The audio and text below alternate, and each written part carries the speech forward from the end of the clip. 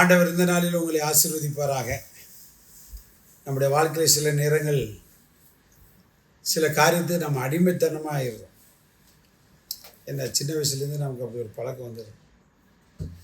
மனுஷன் எதையாவது ஒன்றை விரும்பி அதுக்கு கடைசியில் என்ன செய்யறது அப்படின்னா அடிமையாக விரும்புகிற தப்பு இல்லை.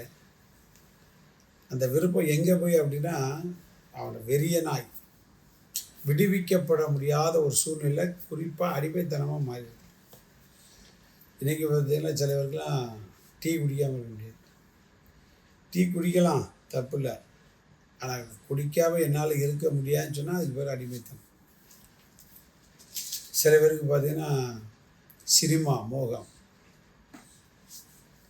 நம்ம சில பேர் சாட்சியெல்லாம் கேட்டிருக்கோம்ல. சில பேர்லாம் பார்த்திங்கன்னா 3 ஷோ உட்காந்து பார்ப்பாங்க.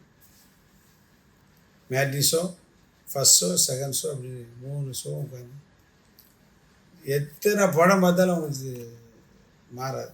ஏன்னா அதுக்கு அடிமை ஆகிவிட்டார். ஒரே படத்தை தான் பார்க்க போகிறாங்க. ஜாலியாக பீடி குடிப்பான், அப்புறம் அடிமையிடும். பீடி இல்லாமல் அதனால் வாழ முடியாது. சிகரெட்டு, மதுபானம், சாராயம், இப்படி பல பாவங்களுக்கு அடிமையாக வேண்டியலாம்.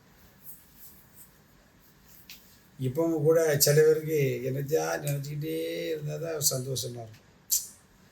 அது ஒரு அடிமைத்தனம். இப்போ உள்ள காலத்துக்கு பார்த்திங்கன்னா செல்ஃபோன் பார்க்கலன்னா கதை நடக்காது. அதுக்கு ஒரு அடிமைத்தனம். ஒவ்வொரு ஏரியாலும் சில பேருக்கு இவன் குடும்பத்தையாவது கெடுத்தால் தான் நிம்மதியாக இருப்பான். ஏன்னா அந்த விஷயத்தை அவங்கள அடிமைத்தனப்படுத்தி வச்சு சிலருடைய வாழ்க்கை என்ன முயற்சி பண்ணாலும் தரித்திரம், இழப்பு. ஒருவேளை நம்முடைய வாழ்க்கை அப்படி ஈடுபட்டால் அந்த அடிமைத்தனத்தை மாற்ற நம்முடைய ஆண்டவராக இயேசு இன்னைக்கு வல்லவராக இருக்கிறார். இந்த உலகத்துக்கு வந்ததே பார்த்தீங்கன்னா அந்த அடிமைத்தனத்தை மாற்றும்படியாக. பொதுவாகவே ஒரு அடிமையை குறித்து ஆண்டவர் என்ன சொல்லியிருக்காரு பார்த்தீங்கன்னா யாத்திரா புஸ்தகம் 21ஆம் அதிகாரம் 2ஆம் வசனம் விதமாக சொல்லப்பட்டிருக்கு.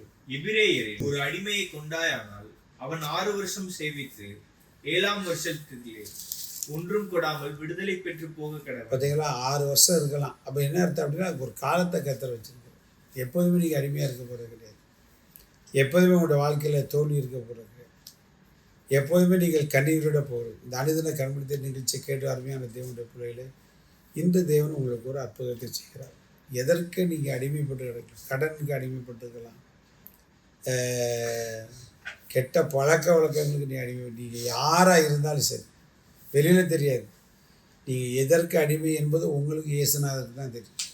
அவர் இந்த கண்மலைத்த நிகழ்ச்சி வாயில உங்களை தேடி வந்திருக்கிறாரு. அடிமைத்தனத்தை மாற்றி விடுதலை கொடுத்து இந்த வாழ்க்கையில் அவர் செய்ய வேண்டிய சகல நன்மைகளை தந்து சந்தோஷமும் மகிழ்ச்சியும் கண்டிப்பாக உங்களுக்கு தருவார். கவலைப்பட